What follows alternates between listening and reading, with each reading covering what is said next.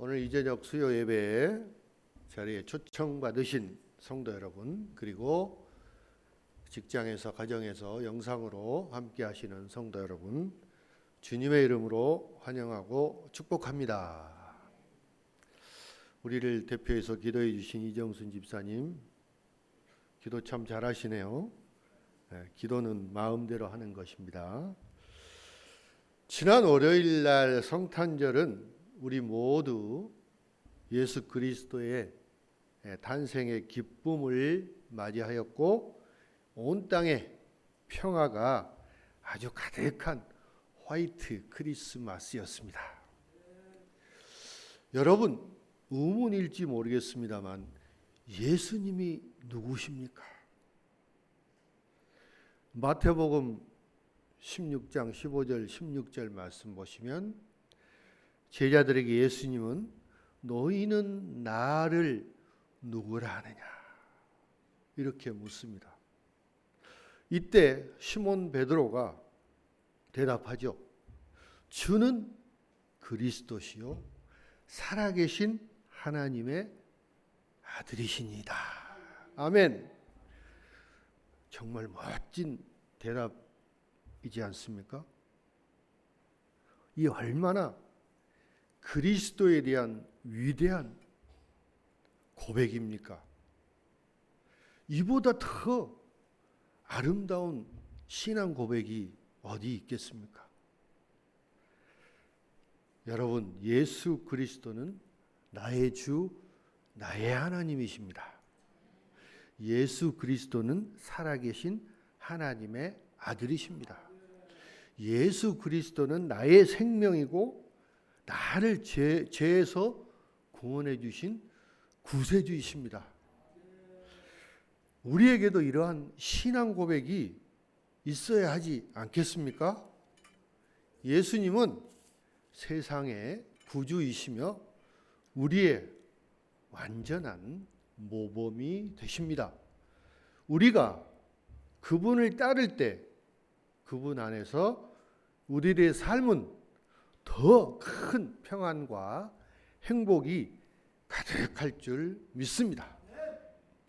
자, 성경은 오늘 본문에서 우리에게 예수 그리스도의 모범을 본받고 따르라고 요구하고 있습니다. 자, 예수 그리스도의 모범을 따르고 그리스도의 도움으로 우리 자신도 그러한 모범이 되려고 노력하라는 그 명령을 받았다는 것은 그렇게 놀라운 일이 아닙니다. 우리가 진정 주님을 믿는 그리스도인이라면 반드시 그리스도를 따라야 합니다. 자, 성경 말씀 곳곳에서 우리에게 그렇게 하라고 명령하고 계십니다. 자, 고린도전서 11장 1절 말씀 같이 한번 볼까요? 내가 그리스도를 본받는 자가 된 것 같이 너희는 나를 본받는 자가 되라. 데살로니가전서 1장 6절 말씀입니다. 또 너희는 많은 환난 가운데서 성령의 기쁨으로 말씀을 받아 우리와 주를 본받는 자가 되었으니. 아멘. 히브리서 13장 7절 말씀 보시겠습니다. 하나님의 말씀을 너희에게 일러주고 너희를 인도하던 자들을 생각하며 그들의 행실의 결말을 주의하여 보고 그들의 믿음을 본받으라. 마지막으로 빌립보서 3장 17절 말씀 보시겠습니다. 형제들아 너희는 함께 나를 본받으라. 그리고 너희가 우리를 본받은 것처럼 그와 같이 행하는 자들을 눈여겨보라. 아멘. 베드로전서의 주된 주제는 고난에 대한 올바른 반응입니다. 때로는 여러분 인생이 공평하지 않을 때가 많습니다. 어떤 남편이 집에를 귀가하자마자 배우자가 남편에게 막 갑자기 소리를 지릅니다. 그런데 그 남편은 자기 자신이 뭘 잘못했는지 잘 모릅니다. 그래서 화가 나고 막 짜증이 나면서 스스로 그렇게 말합니다. 아니, 내가 무슨 짓을 잘못했길래 이렇게 나한테 소리를 치지? 내가 왜 이런 일을 당해야 하지? 그러나 참아야 합니다. 가정의 평화를 위해서 참아야 합니다. 직장에서도 공평하지 않을 때가 많이 있습니다. 회사의 그 생산성을 높일 수 있는 아이디어를 제안을 해서 상사하고 의논을 해서 그거를 회사에서 구현을 합니다. 그런데 연말이 됐는데 그 상사는 그 공로를 인정을 받고 상을 받는데 자기 자신은 아무것도 받지 않는 거예요.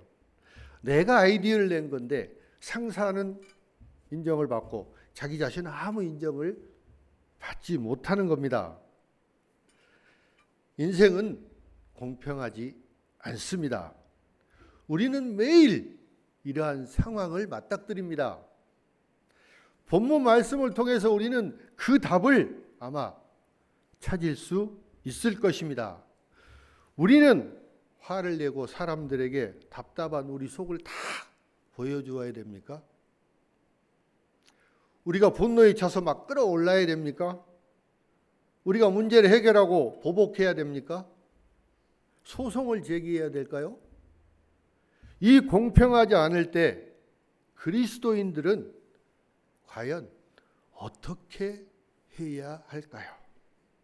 자, 특히 베드로전서 2장은 우리에게 더욱더 많은 도전을 가져다 줍니다.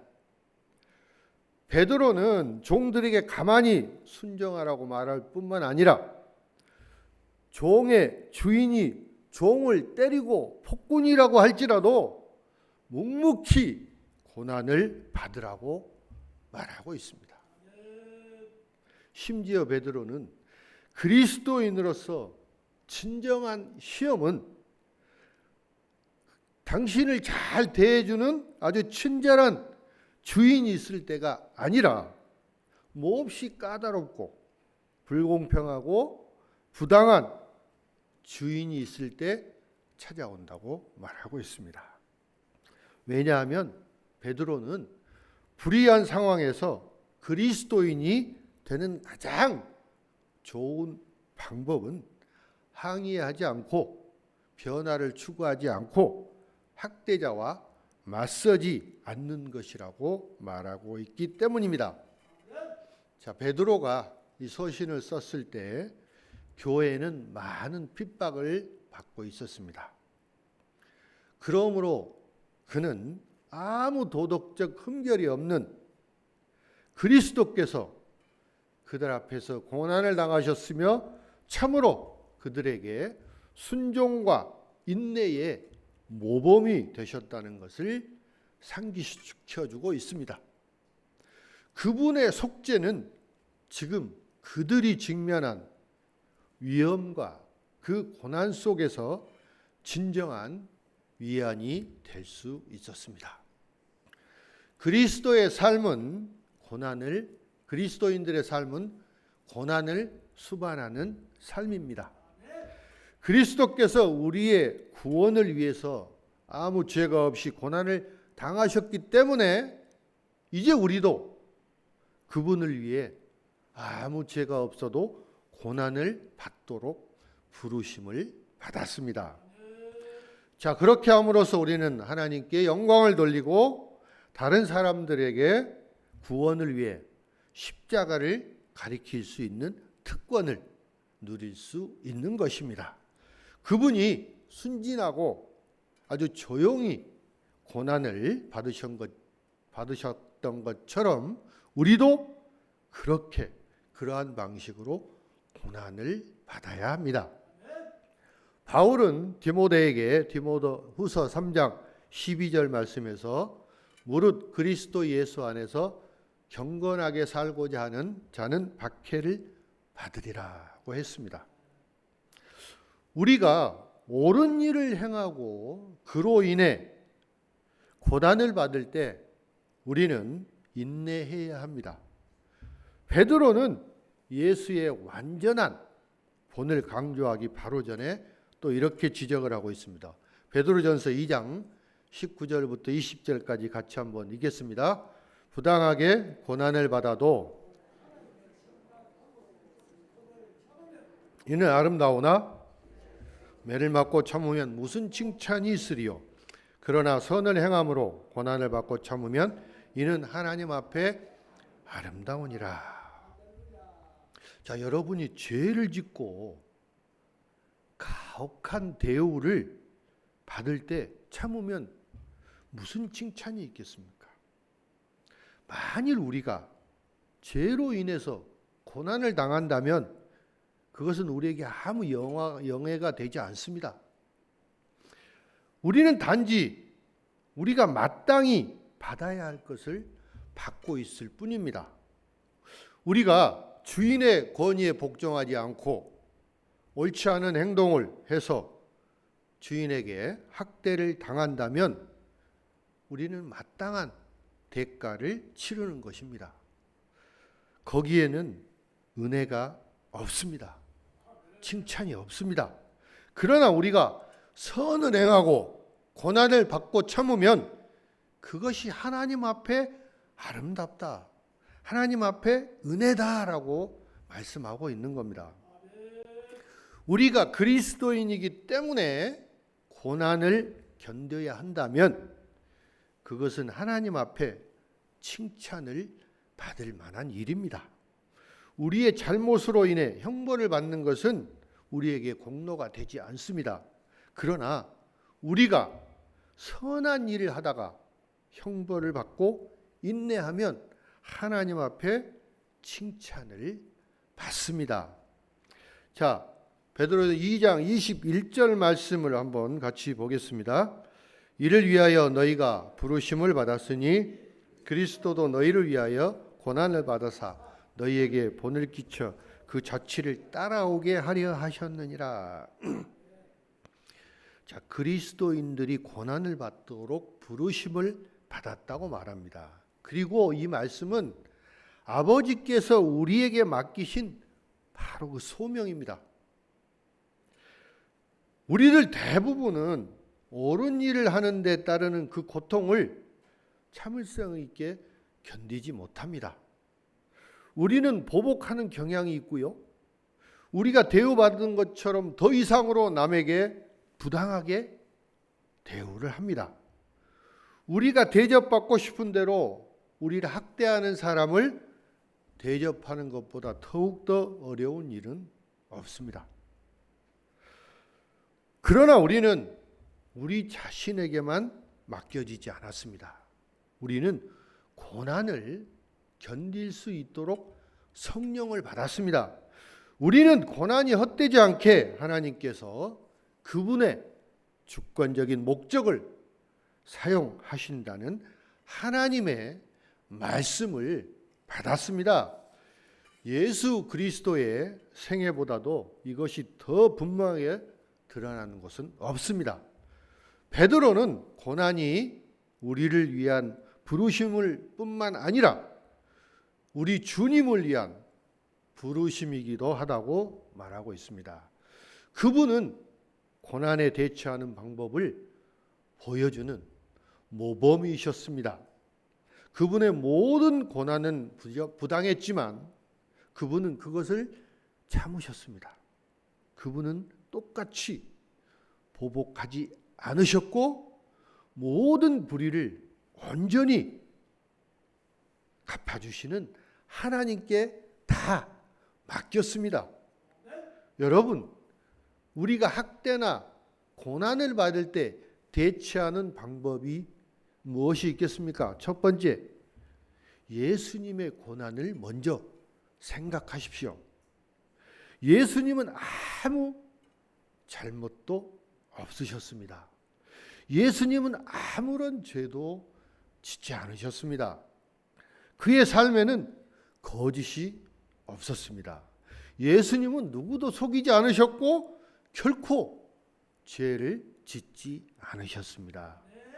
예수님께서는 온갖 모욕과 학대를 당하셨을 때 예수님은 어떻게 대처를 하셨습니까? 예수님께서는 보복하지 않으셨습니다.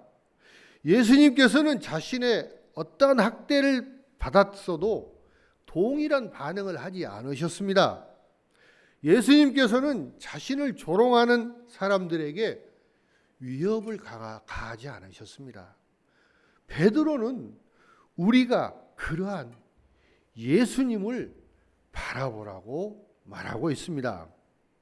자, 예수님의 모범은 우리가 고난이나 학대에 대처하는 데 도움이 됩니다. 예수님은 공의로 심판하시는 하나님 아버지께 다 맡기셨습니다. 우리는 공의롭고 정의롭게 공평하게 다루실 하나님 아버지께 우리의 일을 그냥 맡기면 됩니다. 우리를 욕하고 학대하고 핍박하고 헐뜯은 자들은 다 하나님께서 알아서 그들에게 합당한 심판을 내려주실 것입니다. 하나님께서는 그들이 행한 일을 다 아시고 그들에게 심판이 면하지 않도록 분명히 심판을 해 주실 것입니다. 두 번째, 고난과 학대에 대한 대처 방법으로는 십자가를 바라보십시오. 우리 주 예수께서 우리를 위해 행하신 일을 잊지 마시기 바랍니다. 예수님은 십자가에서 자신의 몸을 희생하심으로써 우리의 죄를 친히 담당하셨습니다. 그렇게 하신 것은 우리로 죄에 대하여 죽고 의를 위하여 살게 하기 위함입니다. 우리는 예수님께서 우리를 위해 하신 일을 똑똑히 기억해야 합니다. 이 기억은 우리가 악한 행위에 맞서서 선을 행할 때 많은 도움이 될 것입니다. 십자가는 역설의 진리입니다. 예수님은 우리의 의를 위해서 죽으셨고 우리는 예수님의 죽음으로 인해서 의를 위해서 살 수 있는 것입니다. 예수님이 죽으신 이유는 우리를 살리기 위한 그런 이유입니다. 예수님은 우리 죄를 담당하셨고 우리는 그를 죽였습니다. 이사야 선지자는 오래전 구약 시대에 이러한 예수님의 고난을 예언했습니다. 이사야 53장 7절 말씀 같이 한번 읽어볼까요? 마치 도수장으로 끌려가는 어린 양과 털 깎는 자 앞에서 아니하였도다. 또 요한복음 6장 38절에 그분은 내가 하늘에서 내려온 것은 내 뜻을 행하려 함이 아니요 나를 보내신 이의 뜻을 행하려 함이니라 말씀합니다. 그분의 일을 수행하는 데 도움을 받기 위해서 예수님은 아버지께 맡기고 의지했습니다. 우리가 고난을 겪을 때 하나님을 신뢰하고 그분이 주시는 소망을 믿어야 됩니다. 우리가 걷잡을 수 없는 어려움과 아주 혼란을 겪는 그런 상황에 직면했을 때 우리는 하나님께 의존함을 인식하고 그분을 의지해야 합니다. 자, 예수님은 베드로전서 24절 말씀에 친히 나무에 달려 그 몸으로 우리 죄를 담당하셨도다 했습니다. 우리가 이미 잘 알고 있듯이 예수님은 자신의 죄 때문에 십자가에 달리신 것이 아닙니다. 여기에서 베드로가 말한 나무는 분명 예수님의 십자가를 의미합니다. 예수님은 나무, 곧 십자가 나무에 달려 그 몸으로 우리 죄를 담당하셨습니다. 베드로는 여기에서 그리스도인들에게 예수께서 십자가에서 행하신 위대한 일을 끊임없이 상기시키고 있고 예수님의 고난이 많은 것을 이루셨듯이 그들 자신의 고난도 하나님께 사용될 수 있다는 것을 보여주기 위해서 이 말씀을 하고 있는 것입니다. 여러분, 그분이 우리를 위해 기꺼이 희생을 하셨기 때문에 우리도 그분을 위해서 우리의 삶을 기꺼이 희생해야 합니다. 바울은 로마인들에게 이렇게 말하고 있습니다. 로마서 12장 1절 말씀입니다. 그러므로 형제들아 내가 하나님의 모든 자비하심으로 너희를 권하노니 너희 몸을 하나님이 기뻐하시는 거룩한 산 제물로 드리라. 이는 너희가 드릴 영적 예배니라.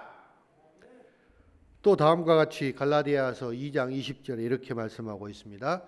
내가 그리스도와 함께 십자가에 못 박혔나니 그런즉 이제는 내가 사는 것이 아니요 오직 내 안에 그리스도께서 사신 것이라. 사도 요한은 이것이 또한 우리가 형제들을 위해 기꺼이 희생해야 한다는 것을 의미하고 이렇게 말씀하고 있습니다. 요한일서 3장 16절 말씀입니다. 그가 우리를 위하여 목숨을 버리셨으니 우리가 이로써 사랑을 알고 우리도 형제들을 위하여 목숨을 버리는 것이 마땅하니라. 자, 우리는 개인적인 이익보다 주님과 다른 사람, 이웃을 먼저 생각하고 기꺼이 희생을 감내해야 합니다. 여러분, 우리의 가치는 얼마라고 생각하십니까? 무엇이 우리의 가치를 결정을 합니까? 인생의 가치를 결정하는 두 가지 요소가 있습니다. 첫 번째는 누군가 그 무엇에 대해서 기꺼이 지불할 것인가에 따라서 매겨지는 가치입니다. 집이나 자동차, 예술품, 가전제품, 가구 이런 것들은 누군가 기꺼이 지불한 그만큼만 가치를 가집니다. 그리고 두 번째 가치는 과거에 그것을 누가 소유했느냐, 그 소유한 사람에 따라서 달라집니다. 고린도전서 7장 23절은 이렇게 말씀하고 있습니다. 너희는 값으로 사신 것이니 사람의 종이 되지 말라. 자, 이제 여러분의 주인은 누구입니까? 그분은 여러분을 위해서 무엇을 지불했습니까? 그리스도께서는 여러분을 소유하시고 그의 생명으로 여러분을 위해서 값을 지불하셨습니다. 하나님은 독생자 예수 그리스도를 여러분과 바꾸신 것입니다. 우리는 그분의 것입니다. 우리는 선택받았고 우리는 그 가치를 인정받았고 우리의 능력을 인정받았고 용서받았습니다. 우리는 우리가 죽어버리면 그냥 없어질 쓰레기라고 생각하지 않습니다. 우리는 하나님의 것입니다. 우리는 존귀한 존재입니다. 십자가는 우리의 가치를 증명합니다. 예수님은 우리를 위해 자신의 생명을 바쳤습니다. 그리고 예수님은 겨우 쓰레기 때문에 죽지는 않으셨습니다. 사랑하는 성도 여러분, 여러분은 십자가를 어떻게 바라보고 계십니까? 구원과 희망의 상징으로 보십니까? 아니면 우리에게 두려움의 패배의 상징으로 보십니까? 여러분의 반응은 십자가를 어떻게 어느 쪽에서 보느냐에 따라서 달라질 수 있습니다. 죄인들에게 있어서 십자가는 하나님의 의와 죄에 대한 미움, 또 우리의 죄를 상징합니다. 우리가 마땅히 받아야 할 그 형벌을 상기시켜 주는 것입니다. 그러나 주 예수 그리스도의 고난과 죽음과 부활을 통해서 하나님의 선물을 받은 자들에게는 십자가는 하나님의 사랑과 은혜의 상징입니다. 십자가는 우리 구원의 기초일 뿐만 아니라 우리의 영적인 삶, 심지어 우리의 고난의 기초이기도 합니다. 십자가는 우리의 구원의 상징입니다. 베드로는 본문을 마무리하면서 이렇게 우리가 어떻게 해서 주님에게서 멀어졌는지를 상기시켜 줍니다. 25절 말씀 같이 읽겠습니다. 너희가 전에는